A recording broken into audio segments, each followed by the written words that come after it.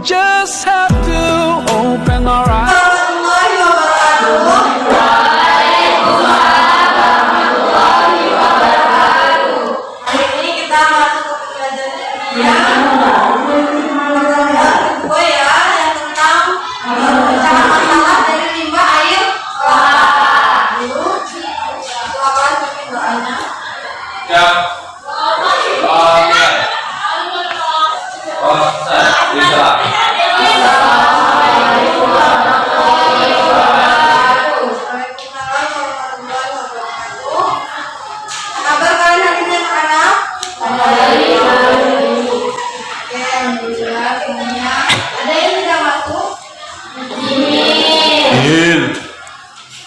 Terus semansa.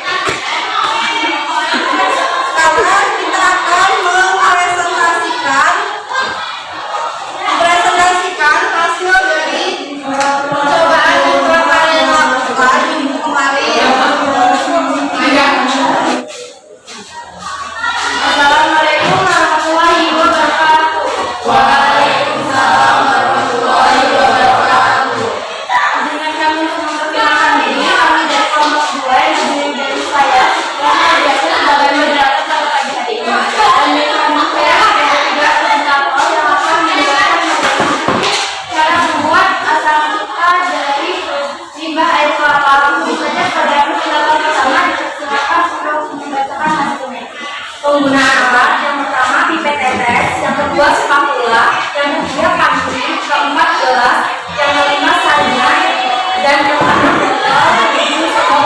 botol. Penggunaan bahan: 1 air kelapa tua 600 ml, 2 ragi tape 3 sendok makan, 3 ragi vermipan 1/3 sendok makan, 4 coklat 2 ml, 5 gula 1/2 gula makan. Prosedur kerja: 1. Saring air kelapa 600 ml dan masukkan ke panci, lalu panaskan dengan api sedang dan tambah gula 1/3 sendok makan. 2. Angkat air kelapa dan diamkan di suhu ruang. 3. Tuangkan air kelapa ke dalam 2 wadah yang berbeda dan masing-masing diberi cuka 2 ml. 4. Wadah pertama diberi ragi tape 1/3 sendok makan dan wadah kedua diberi ragi vermipan 1/3 sendok makan. Dan yang kelima, kemudian tutup dengan plastik selama 4 hari. Sekian presentasi dari kami. Oh ya, di sini sebelum kami menutup presentasi, kami akan memberitahukan. Yang pertama di sini, ini adalah hasil dari percobaan asam gula yang diberi ragi tape. Di sini terdapat gelembung yang menyebabkan dia sedikit. Oke, selanjutnya yang di sini diberi ragi vermipan. Dia tidak terjadi penggelembungan sehingga dia tidak ada reaksi yang terlalu seperti yang diberi ragi tape. Sekian presentasi. Oke, sudah selesai presentasinya. Kita ada sesi tanya jawab ya. Kelompok siapa yang ingin bertanya? Ya, boleh. Berapa lama proses memasak air kelapa ini juga? Sekitar 10 menit.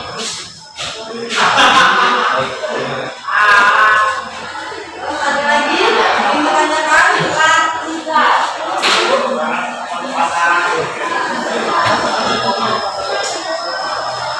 Kelompok 1. Berapa jumlah nasi yang digunakan?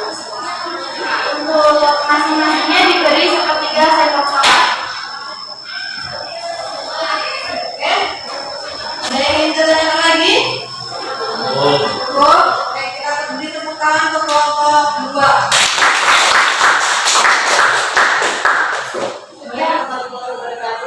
Waalaikumsalam warahmatullahi wabarakatuh. Di sini kelompok kami akan mempresentasikan hasil percobaan kami mengenai air kelapa tua yang akan diubah menjadi asam cuka. dan teman saya di sini sebagai pemateri yang akan menyampaikan hasil percobaan kami. Di sini alat yang digunakan adalah panci, saringan, spatula, pipet, sendok takar, botol kaca, toples plastik, sarung tangan, dan kain serbet.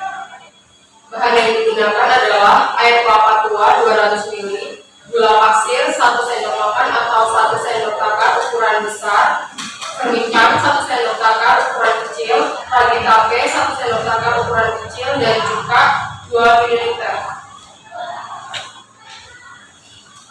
Prosedur kerjanya: siapkan alat dan bahan yang akan digunakan. Kedua, pisahkan air kelapa dengan isinya menggunakan saringan. 3. Tuangkan air kelapa ke dalam panci sebanyak 200 ml dan masukkan 1 sendok gula pasir, 1 sendok makan gula pasir, lalu rebus dengan api sedang hingga larutkan homogen. Kemudian larutan didinginkan di suhu ruang. 4. Larutan disaring dan dimasukkan ke dalam toples yang sudah disterilkan. 5. Tambahkan 2 ml cuka dan aduk menggunakan spatula hingga larutan homogen. 6. Lalu tambahkan ragi dan aduk hingga larutan homogen dengan menggunakan spatula. 7. Tutup toples dan diamkan selama 3 hari untuk proses fermentasi. 8. Setelah 3 hari tutup toples dibuka dan ditutup kembali dengan kain serbet. 9. Lanjutkan fermentasi selama 1 hari. 10. Kemudian saring larutan cuka kelapa tersebut dan masukkan ke dalam botol. 11. Larutan asam asetat siap digunakan. 12. Setelah fermentasi dilakukan, bau dari air kelapa akan berubah sangat menyengat. Dan selama fermentasi juga terdapat gelembung-gelembung reaksi.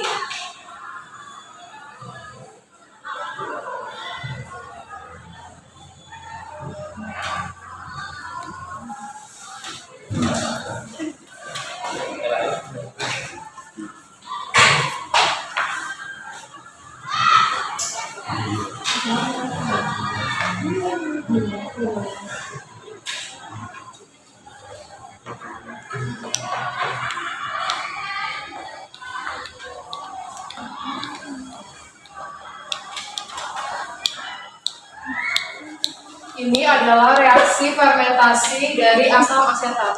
Hasilnya. Terima kasih. Bentar dulu. Contoh dari reaksinya yaitu pembentukan dari asam asetat ya, CH3 COOH plus air H2O.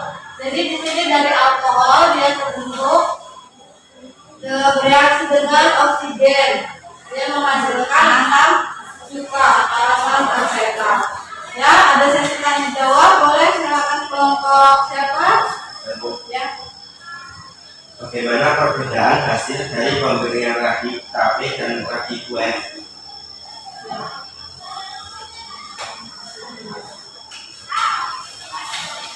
Gelembung yang dihasilkan dari ragi tape lebih banyak daripada hasil ragi fermentasi. Lebih banyak yang tape ya, sama kayak kelompok dua tadi ya. Lagi yang ditanyakan? Oke. Yang berapa lama proses terjadi reaksi antara air kelapa dengan ragi tape? Efek gitu. Dari kontinuen. Jadi kalau semakin lama dia akan semakin bagus ya terjadinya asam cuka itu. Ada yang ditanyakan lagi? Oke, sekian presentasi dari kami. Saya Andri. Wassalamualaikum warahmatullahi wabarakatuh. Waalaikumsalam warahmatullahi wabarakatuh. Selamat berkelompok.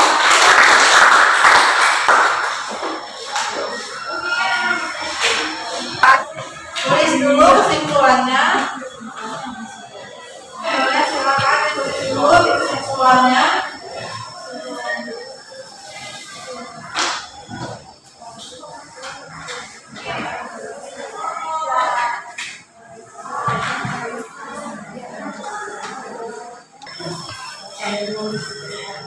Jom. Kesimpulannya. Kesimpulannya adalah jenis ragi yang bagus digunakan untuk pembuatan asam asetat atau asam cuka adalah ragi tape karena reaksi gelembung yang dihasilkan lebih banyak dibandingkan dengan ragi kue atau permipan. Oke, jadi kesimpulan menurut kelompok 1 adalah pembuatan asam cuka digunakan yaitu jenis ragi tape. Kelompok lain, ya, boleh.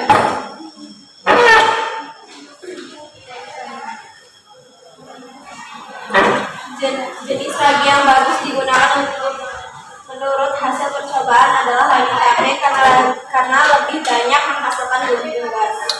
Sama ya, berarti kesimpulannya adalah jenis ragi yang baik yaitu digunakan adalah ragi tape daripada ragi permipan. Oke, sekarang sudah mengerti,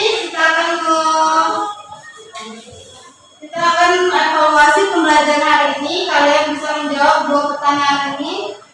Kerjakan bagaimana proses pembentukan asam cuka dari air kelapa dan jenis ragi apa yang digunakan untuk pembuatan jenis ragi apa yang bagus digunakan untuk pembuatan asam cuka. Boleh dikerjakan.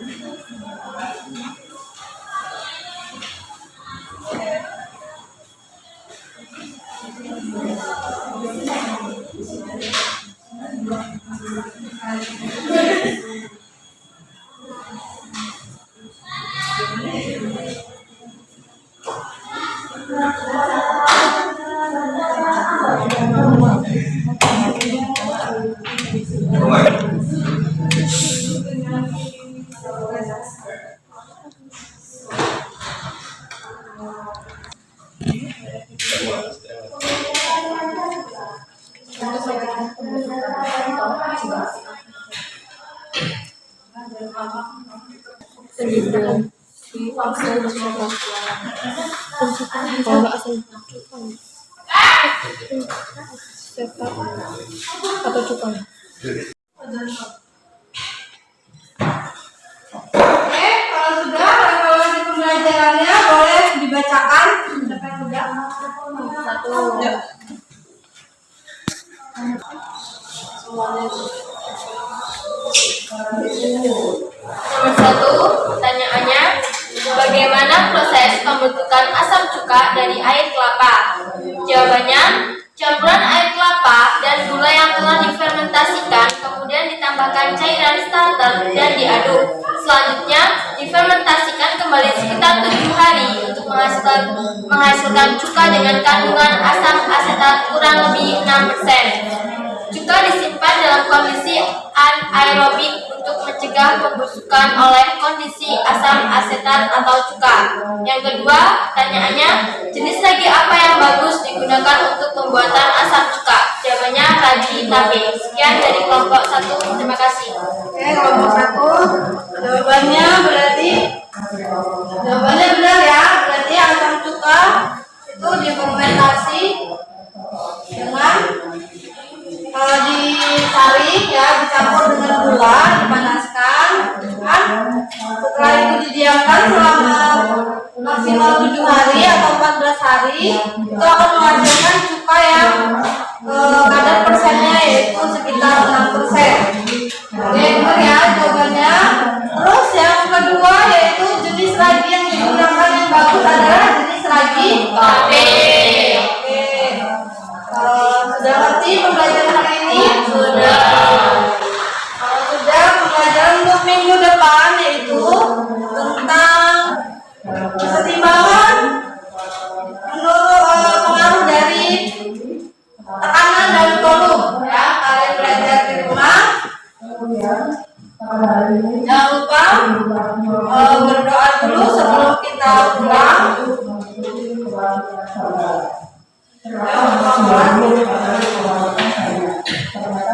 Bagus ya.